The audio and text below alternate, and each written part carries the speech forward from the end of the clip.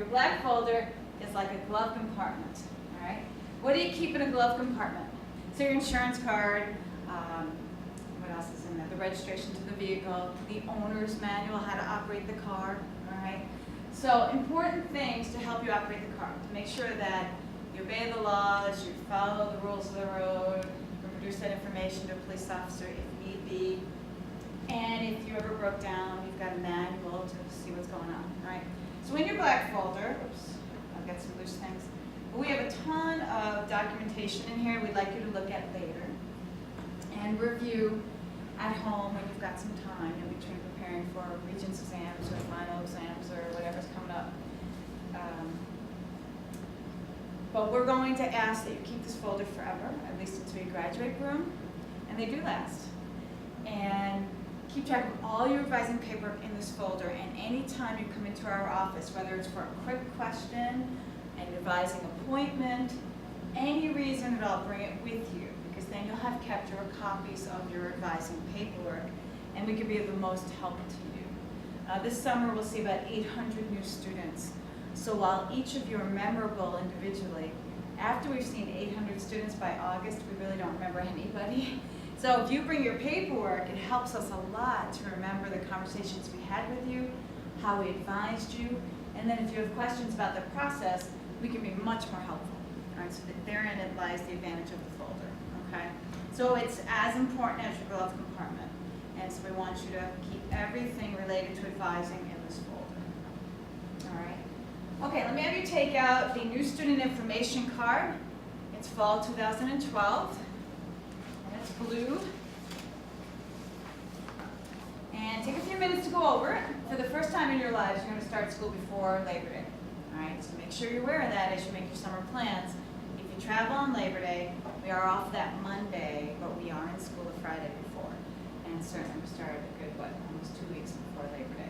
So make sure you plan for that. It's your shortest summer, because you'll end in June in school, and you're back here in August.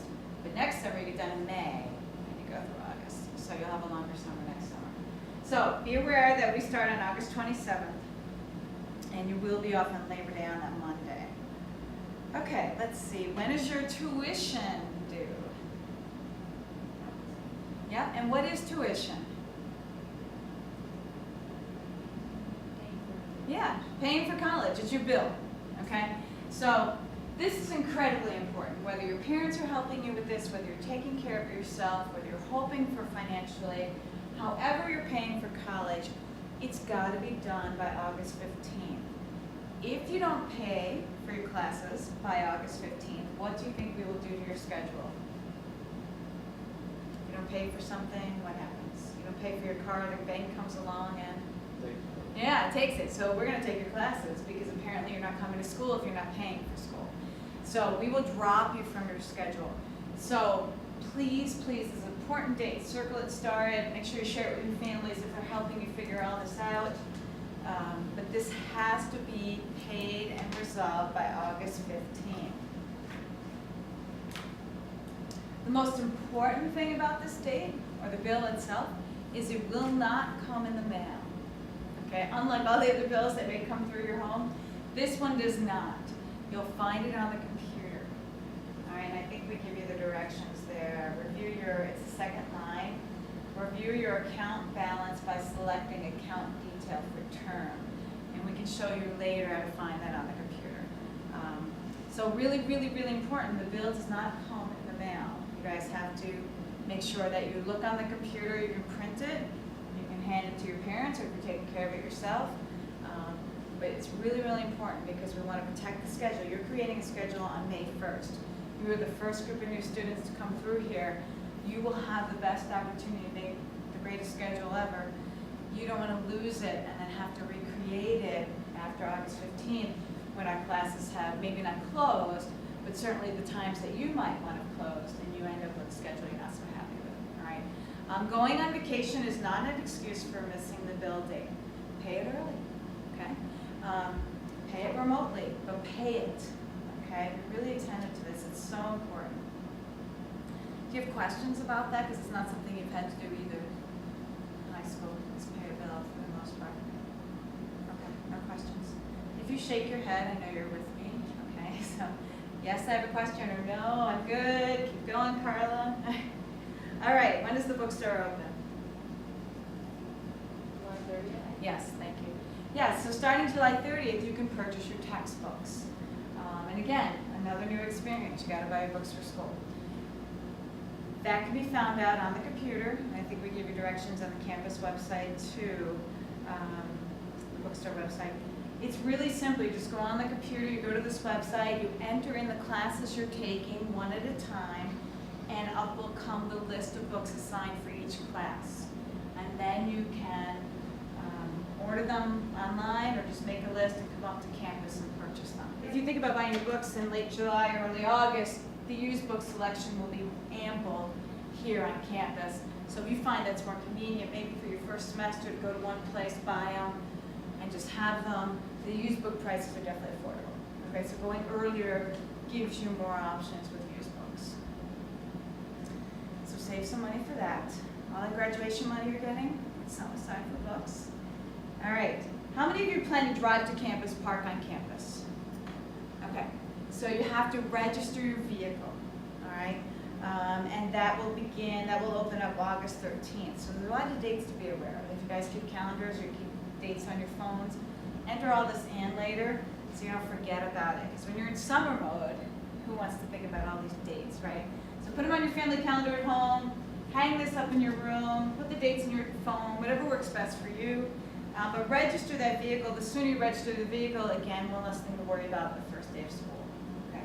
You do have to have that very attractive Broome parking decal on your car, all right? You don't want any tickets, right? Who wants to rack up tickets here on campus? They cost $15 a piece. They add up. So by having the decal and parking in student lots, you'll be fine. So you can register your vehicle online and then you just pick up the decal on campus. Okay, student ID card. Unfortunately, we don't have a start date for that yet, but you do need to get a student ID card here, all right? The reason it's to be announced is because the campus is going through some structural changes, and believe it or not, deciding where to locate the ID card machine is one of those changes. So until we know who's going to be running that, we don't have a start date. It's usually about the same time that you can get your parking decal. So usually in the middle of August, certainly by the first week of classes, you'll be able to get that ID. You do need to have a photo ID. Every time you conduct business on this campus, you have to have a photo ID.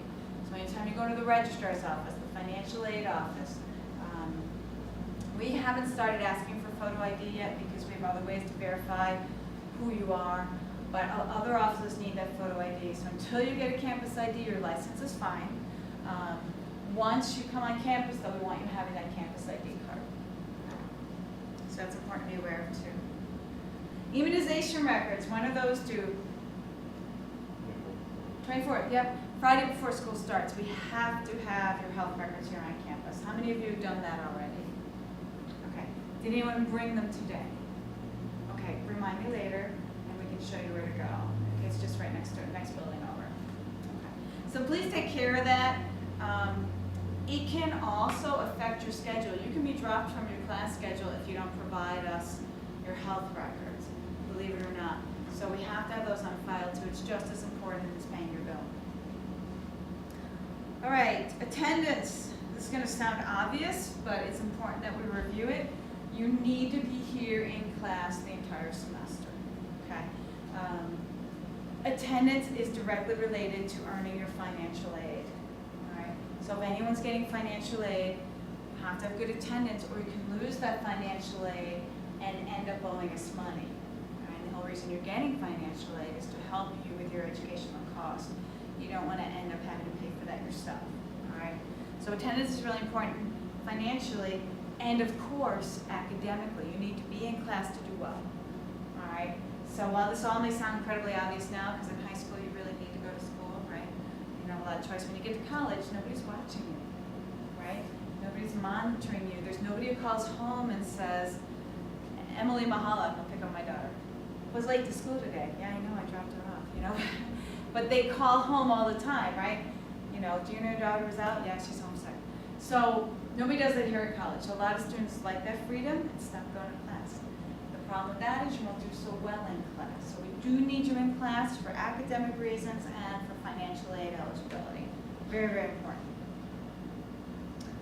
Okay, if you have to drop a course, last thing we'll go over, because all of this I realize is pretty new information, is November 7th.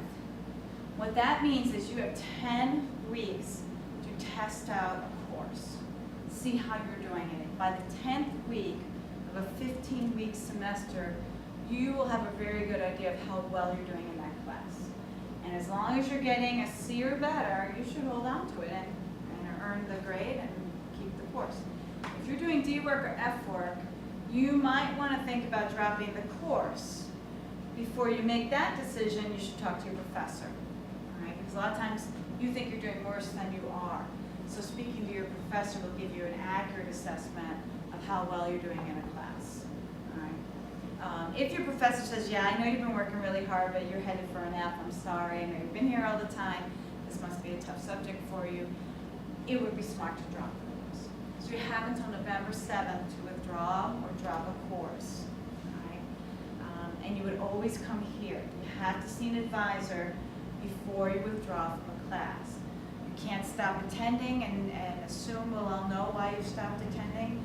You need to physically come in, fill out some paperwork, and we'll withdraw you from the course. All right? So it's really, really important. And all of you sitting here right now, you don't think that'll happen to you. You don't want to think that'll happen to you, but occasionally you get into a situation where the class isn't working out for you. You need to drop it. So it's just very important that you remember to talk to your professor and then come see us.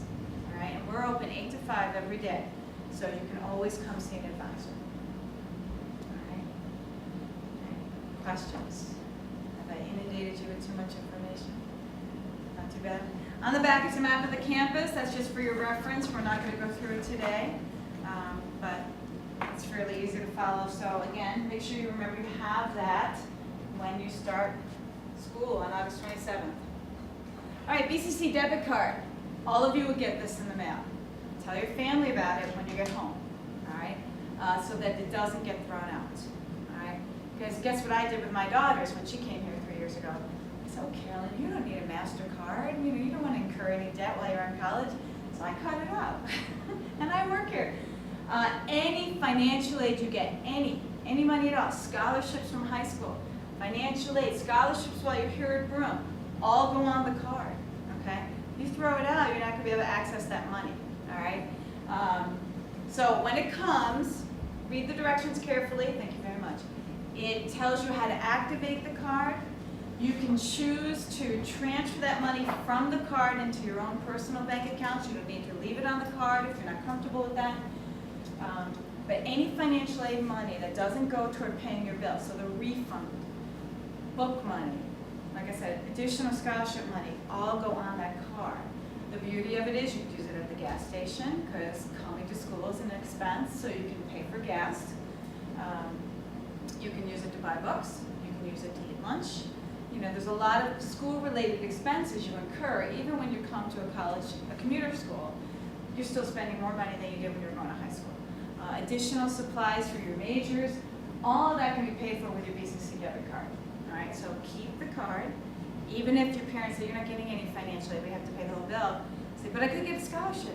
I have to keep the card. Carla told me to, so keep it, because I had to pay a replacement fee because I threw it out. So keep it, okay? Very important to be aware of. And read the directions. They're very clear. I've done it twice now. It's not hard to do. It's not hard to set up the account. It's not hard to switch the money to another account if you'd rather have it in a savings account.